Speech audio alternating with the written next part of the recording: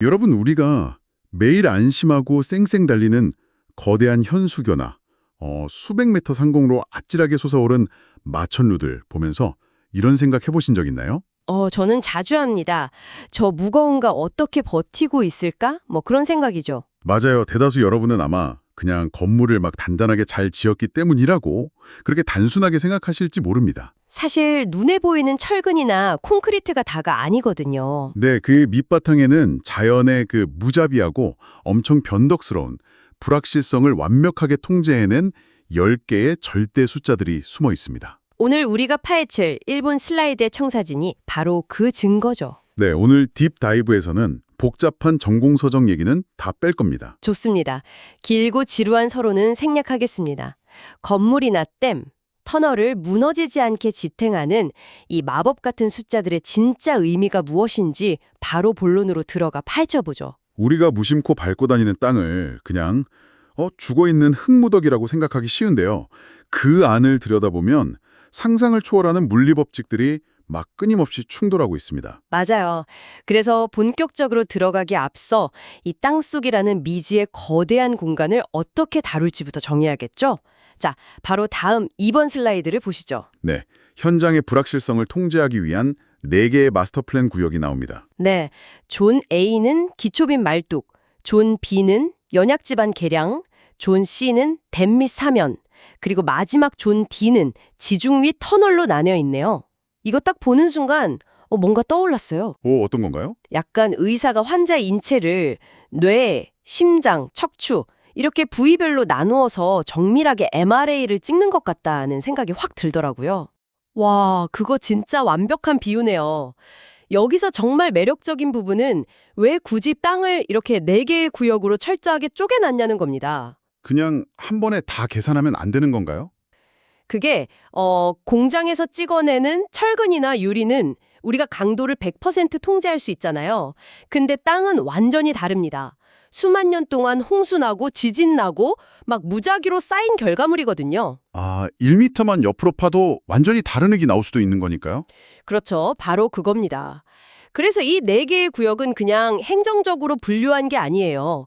얕은 곳에서 무거운 걸 견딜 때의 위험, 또 물을 잔뜩 머금은 뻘밭을 단단하게 만들 때의 위험, 이게 다 다르거든요. 아하, 산비탈이 무너질 위험이나 수십 미터 땅속 터널의 위험도 다 완전히 다른 종류의 불확실성이네요. 맞습니다. 집안 공학자들의 아주 고도로 전략적인 포석인 거죠. 각기 다른 처방전이 필요한 겁니다. 땅의 증상에 맞춰서 전혀 다른 처방전을 내린다? 좋네요. 이제 3페이지의 내용을 살펴보겠습니다. 네, 존 A.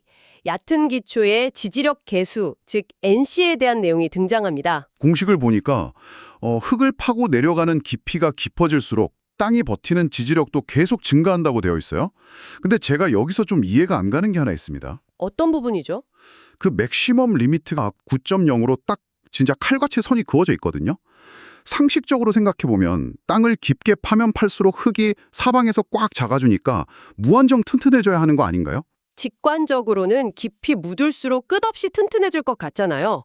근데 여기서 집안 구속 효과의 한계 도달이라는 아주 재미있는 물리적 현상이 발생합니다. 구속 효과요? 네, 건물의 기초가 흙을 꾹 짓누르면 밑에 있는 흙은 막 옆으로 도망가려고 하거든요.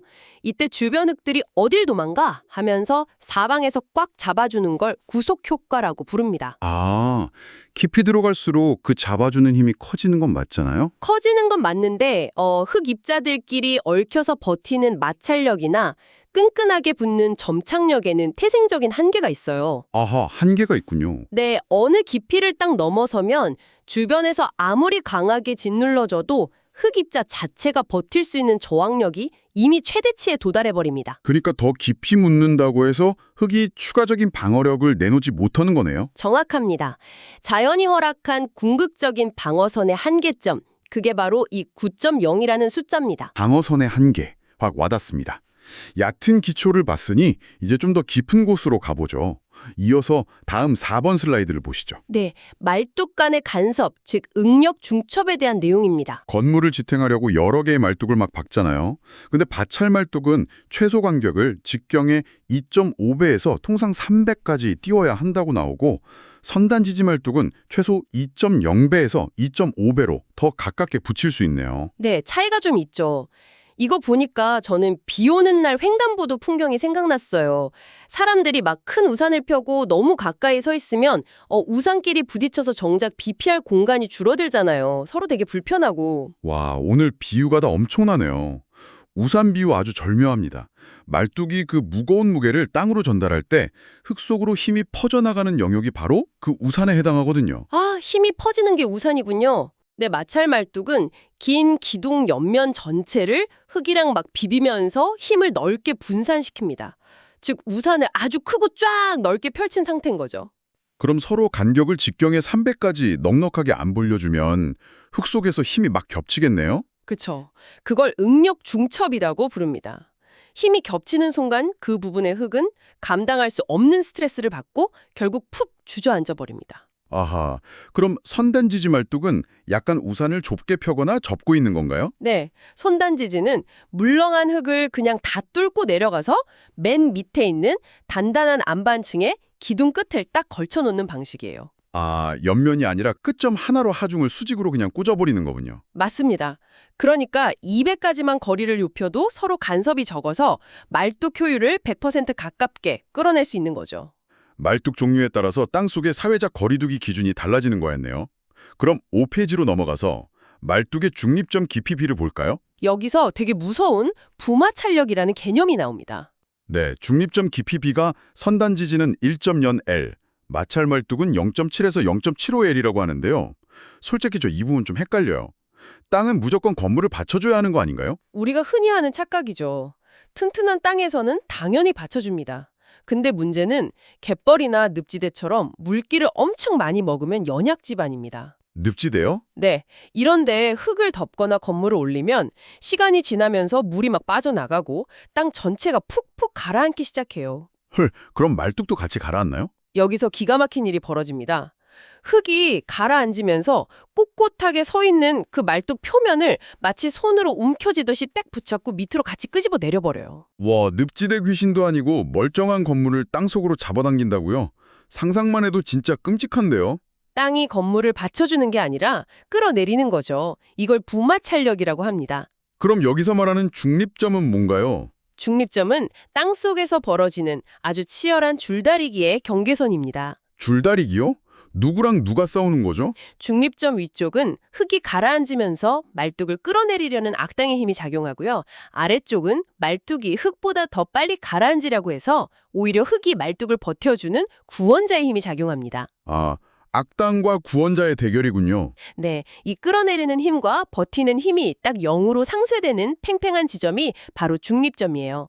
선단 지지 말뚝은 끝이 안반에 박혀서 안 움직이니까 말뚝 전체인 1.0L이 끌어내리는 힘을 통째로 다 받습니다. 아하, 그럼 마찰 말뚝은요? 마찰 말뚝은 자기도 흙이랑 같이 어느 정도 스르륵 가라앉거든요. 그래서 위에서 한 70% 지점쯤에서 0점이 딱 맞춰지는 겁니다. 와, 이거 계산 잘못하면 진짜 건물이 찢어지거나 늪으로 쑥 빨려 들어가겠네요. 연약 집안 진짜 무섭습니다. 그래서 이걸 어떻게 고치느냐가 중요하죠. 네, 다음 6번 슬라이드를 보시죠. 이제 연약 집안 계량, 존 B로 넘어옵니다. DCM 공법의 목표 강도가 나오네요. 물렁한 땅에 시멘트를 섞어서 튼튼한 기둥을 만드는 작업이죠. 여기서 제가 좀 흥미로운 걸 발견했는데요. 이 계량된 땅의 목표 강도를 설계 강도의 무려 2배에서 3배나 더 강하게 잡는다고요? 네, 해상은 2에서 5메가파스칼, 육상은 1에서 3메가파스칼이죠. 제가 이거 좀 따져보고 싶은데 건설 현장 예산 관리가 얼마나 빡빡합니까? 근데 3배라니요. 이거 클라이언트들이 막 돈 낭비라고 엄청 반발할 것 같은 오버 엔지니어링 아닌가요? 그렇죠. 데스크에 앉아서 엑셀로 숫자만 딱 보면 이건 명백한 돈 낭비죠. 건축주 입장에서는 아니 필요한 게 100인데 왜 300짜리 돈을 쓰냐. 당연히 따집니다. 제 말이 그 말입니다. 근데 실험실에서 연구원들이 아주 예쁘게 섞어서 만든 균일한 흙이랑 실제 현장의 상태는 진짜 완전히 다릅니다. 현장 상황이 그렇게나 통제가 안 되는 편인가요? 한번 상상해 보세요. 수십 미터 아래 깜깜한 바닷속 진흙벌입니다. 거기에 거대한 드릴을 받고 시멘트랑 흙을 막 뒤섞는 거예요. 아, 눈에 보이지도 않겠네요. 네, 눈에 안 보이죠? 게다가 파다 보면 갑자기 막 집채만한 바위가 튀어나오기도 하고 갑자기 거센 지하수가 쏟아져서 시멘트를 확 씻어내버리기도 합니다. 믹서기처럼 예쁘게 골고루 섞이는 게 불가능하군요. 절대 불가능합니다. 어디는 튼튼하게 확 굳지만 어디는 시멘트가 덜 섞여서 막 푸석푸석하게 남거든요. 아, 골고루 안 섞이니까 가장 약하게 섞인 부분조차도 최소한의 안전 기준을 넘기려면 전체 평균 목표치를 아예 확 끌어올려야 하는 거네요? 바로 그겁니다. 만약 돈 아낀다고 딱 1배수만 맞추면 제대로 안 섞인 약한 부분은 기준치 미달이 되고 거기가 터지면서 전체가 무너지는 겁니다. 와, 2배에서 3배라는 건 대자연의 불확실성을 압도하기 위한 최소한의 보험이네요. 생명선인 거죠. 맞습니다. 비용 압박이 아무리 심해도 절대 타협할 수 없는 숫자입니다. 화학적으로 굳히는 게 이렇게 힘들다면 물리적인 방법은 어떨지 궁금합니다. 이제 7페이지의 내용을 살펴보겠습니다. 네. 물을 빼서 땅을 굳히는 PBD 공법의 환산 원주 직경 슬라이드네요. 연약 집안에 빨대 같은 배수제를 꽂아서 물을 짜내는 건데 이 빨대를 어떻게 배치하느냐의 문제잖아요. 정삼각형 배치는 환산 직경이 1.05S고 정사각형 배치는 1.13S라고 되어 있어요. 네. 배치에 따라 효율이 다르죠. 제가 이거 바닥에 동전 깔기로 한번 비유를 해보겠습니다. 바닥에 동전들을 쫙 깐다고 상상해 보세요. 지그재그, 그러니까 정삼각형으로 촘촘하게 엇갈리게 놓으면 빈틈이 확 줄어들죠. 물이 못 빠져나가는 사각지대가 최소화되는 겁니다. 그렇죠. 아주 촘촘하죠. 근데 바둑판처럼 정사각형으로 듬성듬성 놓으면 빈틈은 넓어집니다. 대신에 나중에 이 동전들 사이로 로봇 청소기가 쑥쑥 지나다니려면 정사각형이 훨씬 편하지 않을까요? 와, 로봇 청소기 비유 진짜 현장 상황이랑 딱 맞아떨어집니다. 아무리 빈틈없이 동전을 깔아도 로봇 청소기가 못 다니면 의미가 없잖아요. 아, 현장에서도 그런가요? 네, 이걸 더 큰 그림이랑 연결해보면 현장의 딜레마가 딱 보입니다. 컴퓨터로 시뮬레이션 돌리면 무조건 정삼각형 배치가 압도적으로 유리해요. 물이 제일 빨리 잘 빠지니까요. 네, 근데 실제 현장에서는 이 수만 개의 빨대 위로 막 수십 톤짜리 중장비랑 포크레인이 이리저리 굴러다니면서 공사를 해야 하거든요. 헐, 촘촘하게 박힌 배수제를 포크레인이 밟아서 우그러뜨리면 아예 막혀버리겠네요. 맞습니다. 배수제가 찢어지거나 꺾이면 공사 자체가 그냥 실패입니다. 그래서 정사각형 배치는 이론적인 물 빠짐 효율은 살짝 떨어져도 장비들이 일직선으로 쭉 주행하면서 배수제를 안 밟도록 동선을 확보하기가 엄청 편한 거죠. 아하, 책상 위에서 계산한 이론의 정답이 현장의 정답은 아니네요. 시공성과의 타협, 진짜 통찰력이 돋보입니다. 공학은 항상 이렇게 현실과 타협하는 과정입니다. 자, 물 빼는 법을 알았으니 물이 빠지면 땅이 얼마나 주저앉을지 예측해봐야겠죠? 다음 8번 슬라이드를 보시죠. 경험적 압축 지수 CC에 대한 내용입니다. 네, 불교란 점토는 0.009 곱하기 LL-10이고요. 교란 점토는 0.007 곱하기 LL-10이네요. 교란 점토는 구조가 파괴돼서 압축 지수가 30% 감소한다고 나오는데 저는 무엇보다 저 LL이라는 기호가 눈에 띕니다. 액성 한계라고 하죠. 네, 어떻게 이 단순한 지표 하나로 그 복잡한 흙의 치마량을 다 유추할 수 있는 건가요? 아주 핵심을 짚으셨습니다. 흙 속에 물이 얼마나 있는지가 결국 치마량을 전부 결정하거든요. 액성 한계가 수분의 양이랑 관련이 있나요? 네, 쉽게 말해서 흙이 진흙탕처럼 아주 물컹한 액체 상태로 변하기 위해 필요한 물의 양입니다. 만약 어떤 흙의 액성 한계 수치가 엄청 높다, 그럼 무슨 뜻일까요?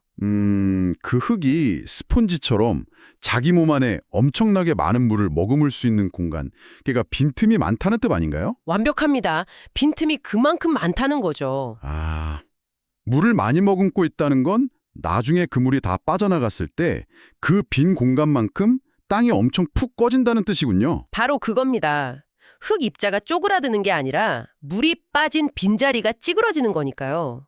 그래서 복잡하게 실험 안 해도 예비 단계에서 저 수치 하나만 쓱 보고 아, 이 땅은 나중에 엄청 주저앉겠네 하고 통찰을 얻는 겁니다. 진짜 신기하네요. 그럼 불교란이랑 교란 점토 차이는 뭔가요? 그건 흙의 뼈대와 관련이 깊습니다. 한번 확 휘저은 교란 점토는 젠가가 와르르 무너져서 흩어진 상태인 거네요. 비유 천재시네요. 맞습니다. 젠가가 무너져서 자연의 뼈대가 깨졌으니까 힘을 받을 구조 자체가 사라져서 압축되는 성질이 30%가량 뚝 떨어지는 겁니다. 흙의 과거와 현재를 숫자 하나로 다 읽어내는 거네요. 자, 연약 집안에서 물은 어떻게든 빼내야 하는 골칫거리였지만 반대로 물을 꽉 가둬야만 하는 곳도 있습니다. 네, 바로 댐이죠. 계속해서 9페이지의 내용을 살펴보겠습니다. 존 C. 물과 사면 파트로 넘어갑니다. 필댐의 심장 부인 코어의 허용 동수경사 내용이네요. 네, 파이핑 방지가 핵심이라고 나오는데요. 댐 한가운데 코어 중앙부는 기준이 4에서 5 이하인데 기초 지반이랑 닿는 접촉부는 2에서 3 이하로 기준이 훨씬 더 빡빡하거든요. 왜 이런 차이가 나고 또 파이핑 현상이 대체 왜 그렇게 위험한 건지 궁금합니다. 집안공학자들한테 파이핑이라는 단어는 정말 등골이 서늘해지는 무서운 단어입니다. 그 정도인가요? 상상해보세요. 댐에 수천만 톤의 물이 꽉 찼습니다. 그 어마어마한 수압이 댐을 이루는 흙 속으로 막 억지로 비집고 들어가려고 하거든요. 네네. 처음에는 바늘구멍 같은 틈으로 물방울이 살짝 맺히는 수준이에요. 근데 이 물이 흐르면서 아주 작은 흙 알갱이들을 하나둘씩 갉아먹고 밖으로 끌고 나옵니다. 아, 구멍이 점점 커지겠네요. 그렇죠. 구멍이 커지면 물살은 더 빨라지고 결국 흙 속에 파이프 같은 거대한 물길이 뻥 뚫려버립니다. 와, 물방울 하나가 댐 전체를 통째로 터트리는 거대한 붕괴를 일으키는 거군요.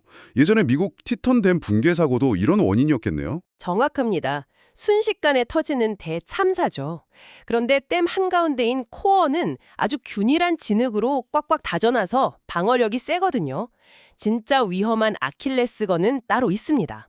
거기가 아까 말한 접촉부인가요? 네, 댐의 흙이랑 원래 있던 자연 안반이 만나는 그 접촉부요. 성질이 완전히 다른 두 재료가 만나는 경계면은 아무리 꾹꾹 다져도 언제나 미세한 틈이 생기기 마련입니다. 물이 파고들기 가장 좋은 아주 취약한 지점이네요. 그래서 물이 그 경계면을 타고 흐르는 압력, 즉 동수경사를 2에서 3 이하로 강제로 낮춰서 엄청 보수적으로 설계하는 겁니다. 단 한 방울의 물도 허용 안 하겠다는 거죠. 와, 진짜 집요하네요. 물의 파괴력은 비탈면에서도 예외가 아닙니다. 다음 10번 슬라이드를 보시죠. 테일러 사면 안정수 공식이 나오네요. 네, 공식이 NS는 C 나누기 감마 곱하기 임계 곱하기 안전율. 솔직히 저 같은 문과 성향 사람들은 이런 수식 보면 현기증부터 나거든요. 이 복잡한 게 대체 뭘 말하려는 건가요? 공식에 압도되실 필요 전혀 없습니다. 수학은 현상을 설명하는 그냥 도구일 뿐이거든요. 우측 하단에 있는 맥시멈 리미트 0.261, 이 숫자에 집중해 보시죠. 네, 0.261. 이게 어떤 절대 한계선 같은 건가요? 분수 공식을 아주 직관적으로 딱 쪼개볼게요. 분자에는 흙이 끈끈하게 뭉쳐서 비탈을 딱 유지하려는 버티는 힘이 있습니다. 아하, 버티는 힘. 그리고 분모에는 이 흙을 무너뜨려서 밑으로 끌어내리려는 흙 자체의 무게가 있죠. 즉, 버티려는 힘과 무너지려는 힘의 팽팽한 대결입니다. 줄다리기네요, 또. 네, 그런데 이 수학적 비율이 0.261을 넘어가는 순간 흙의 응집력이 자연의 중력을 더 이상 이기지 못하고 한계에 다다릅니다. 헐, 그럼 0.261을 넘으면 어떻게 됩니까? 그 순간 비탈면 표면만 살짝 무너지는 게 아니에요. 비탈면 전체가 아주 깊은 뿌리채 뜯겨나가는 대규모 산사태, 즉 저부 파괴가 발생해버립니다. 와, 0.261을 넘기면 산이 통째로 뜯겨나간다? 네, 흙이 형태를 유지하며 버틸 수 있는 대자연의 절대적인 기하학적 한계선입니다. 수학으로 찾아낸 파괴 궤적인 거죠. 진짜 아주 명확하고도 섬뜩한 기준입니다. 지상에서의 싸움을 살펴봤으니 이제 지하 깊은 곳으로 내려가 보죠. 이제 11페이지 내용을 살펴보겠습니다. 보이지 않는 힘과의 싸움, 존 D입니다. 지중 및 터널 파트죠? 부력 구조물 안전율에 대한 내용이네요. 지하 구조물이 물에 떠오르지 않게 막는 기준인데 완공 후 평상시에는 1점 이상이고 시공 중이거나 홍수나 지진 같은 위기 때는 1.1 이상을 맞춰야 한다고 나와요. 네, 맞습니다. 이거 원리는 제가 여름에 수영장 가서 노는 커다란 비치볼로 설명해 볼 수 있을 것 같아요. 오, 비치볼이요? 네, 물속에 비치볼을 억지로 꾹 누르고 있으면 막 위로 튀어오르려고 하잖아요. 여기서 건물의 무거운 무게가 비치볼을 누르는 제8의 힘이고 지하수가 건물을 밀어올리려는 부력이 비치볼이 떠오르려는 힘인 거죠. 완벽한 직관입니다. 도심 한복판에 있는 거대한 지하철 역사는 사실 흙바다 속에 푹 담겨 있는 거대한 비치볼이나 똑같아요. 아, 지하 수위가 높아지면 언제든 떠오를 수 있군요. 네, 틈만 나면 위로 솟구치려고 하죠. 비치볼 꾹 누르다가 힘 살짝만 빼어도 퍽 튀어오르잖아요. 그럼 우리가 지하 주차장 안심하고 쓰려면 지하수가 밀어올리는 부력보다 최소한 1.2배 이상 건물을 무겁게 지어서 꽉 눌러줘야 안전하다는 뜻이네요. 정확합니다. 평상시에는 사람 생명이랑 직결되니까 1.2배라는 넉넉한 여유를 두는 겁니다. 근데 왜 홍수나 시공 중에는 1.1배로 아슬아슬하게 낮추나요? 일시적인 대홍수 상황에서까지 1.2배를 맞추려고 건물을 무겁게 지으면 건설 비용이 천문학적으로 뛰어버리거든요. 아, 돈 문제군요. 네, 그래서 아주 짧은 기간 동안만 겪는 단기 위기 상황에서는 1.1배라는 방어선만 아슬아슬하게 유지하면 넘기는 겁니다. 자연의 부력과 인간의 구조물이 벌이는 엄청 정교한 저울질이죠. 앞으로 마트 지하 주차장 갈 때마다 건물을 밀어올리는 지하수의 거대한 힘이 막 상상될 것 같습니다. 이제 지하를 수평으로 뚫고 들어가 보죠. 다음 12번 슬라이드를 보시죠. 터널 내공 변이 수렴 기준입니다. 산을 뚫어서 터널을 만들 때 뚫린 구멍 안으로 안반이 막 밀려 들어오는 속도가 한 달에 1에서 2mm 이하가 되어야 하고 총 변이량이 80에서 90% 도달했을 때 비로소 콘크리트 라이닝을 친다고 되어 있어요. 네, 아주 중요한 기준이죠. 여기서 또 엄청난 의문이 듭니다. 터널을 막 다이너마이트를 쾅 발파하고 나면 무너지기 전에 곧바로 두껍고 튼튼한 콘크리트를 확 발라버리는 게 제일 안전한 거 아닌가요? 공학을 모르는 분들은 다들 그렇게 묻습니다. 빨리 콘크리트로 막으라고요. 그쵸, 뚫리자마자 굳혀야죠. 왜 굳이 안반이 다 밀려 들어올 때까지 조마조마하게 기다리나요? 근데 터널 공사에서 땅속 깊은 곳의 안반은 진짜 살아 숨쉬는 거대한 생명체 같아요. 생명체요? 아, 막 움직인다는 뜻인가요? 네, 터널 뚫기 전에 안반은 수천만 년 동안 사방에서 짓누르는 어마어마한 스트레스를 버티면서 딱 균형을 잡고 있었어요. 근데 우리가 거기에 구멍을 뻥 뚫어버리면 될 데가 없어지잖아요. 아, 허공이 신겨버리네요. 안반이 부풀어 오르게 됩니다. 아하, 꾹 눌려있던 스프링이 갑자기 튀어오르는 거랑 비슷하네요. 정확합니다.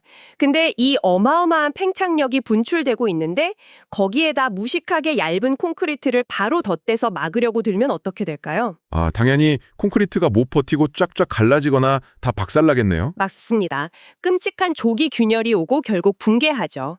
그래서 엔지니어들은 안반이 호흡할 시간을 주는 겁니다. 호흡할 시간이요? 안반이 스스로 터널 안쪽으로 밀려 들어오면서 자기가 받은 스트레스를 허공에 충분히 뱉어내고 새롭게 힘의 균형을 찾을 수 있게 공간을 내어주는 거죠. 아, 억누르는 게 아니군요. 네, 그래서 움직임이 한 달에 1에서 2mm 수준으로 아주 잦아들고 변형량의 80에서 90%가 다 빠져나가서 한숨 딱 돌렸을 때 바로 그때 부드럽게 2차 콘크리트를 타설해서 코팅을 하는 겁니다. 분노를 가라앉힐 때까지 기다려준다.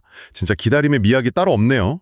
자, 이제 13페이지의 내용을 살펴보겠습니다. 방금까지 본 모든 숫자들을 아우르는 3차원 통제 프레임워크입니다. 안정성, 사용성, 시공성이라는 세 개의 커다란 톱니바퀴가 막 맞물려 돌아가고 있어요.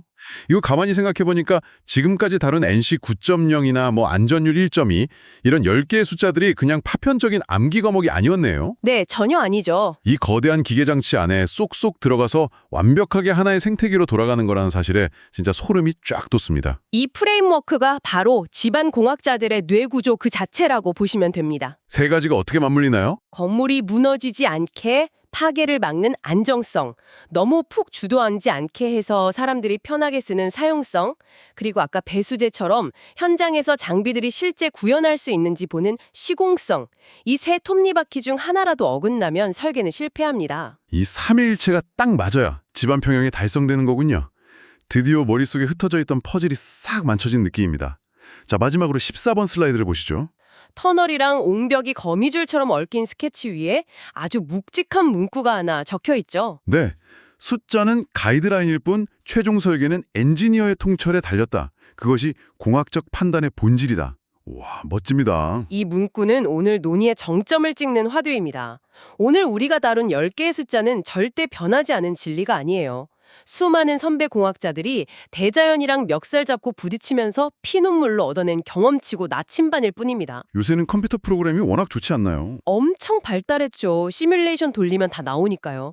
하지만 지하 50m 아래에서 물이 어떻게 새어나오는지, 안반 결이 어떻게 바뀌는지는 모니터 너머 픽셀로는 절대 못 봅니다. 현장 상황은 완전히 다르니까요. 맞습니다. 현장의 흙냄새를 직접 맡고 진흙탕 속의 변수를 두 눈으로 확인하면서 이 무미건조한 10개의 숫자의 생명력을 불어넣어 현실의 안전으로 바꾸는 것. 그건 결국 장화 신고 현장에 서 있는 인산 엔지니어의 직관입니다. 그 마지막 1%를 채우는 게 바로 공학적 판단이군요. 정말 압도적인 통찰입니다. 여러분, 오늘 우리는 집안공학을 지배하는 숫자의 세계를 심층적으로 파헤쳐봤습니다. 차가운 과학인 줄 알았는데 결국 그 끝에서 숫자를 완성하는 건 인간 엔지니어의 땀내는 감과 판단이었네요. 네, 사람의 역할이 결국 제일 중요하죠. 자, 여기서 여러분이 한 번쯤 곱씹어 볼 만한 도발적인 질문을 하나 던지고 싶습니다. 모든 데이터를 순식간에 분석하는 엄청난 AI 기술이 세상을 뒤덮고 있잖아요. 과연 그 완벽한 인공지능이 한 치 앞도 모르는 대자연의 불확실성 앞에 선 인간 엔지니어의 그 본능적인 공학적 판단마저 완벽하게 대체할 수 있을까요? 진짜 생각해 볼 만한 문제네요. 아니면 흙먼지 흩날리는 생생한 현장에서는 여전히 인간만이 느낄 수 있는 그 직관적인 타협의 기술이 영원히 필요할까요? 한번 상상해 보시기 바랍니다. 오늘 함께 풀어본 이 마법의 숫자 10개가 여러분이 매일 딛고 서 있는 세상을 전혀 새로운 렌즈로 바라보게 해주었기를 바랍니다. 오늘 딥다이브는 여기까지입니다. 여러분 함께 해주셔서 감사합니다.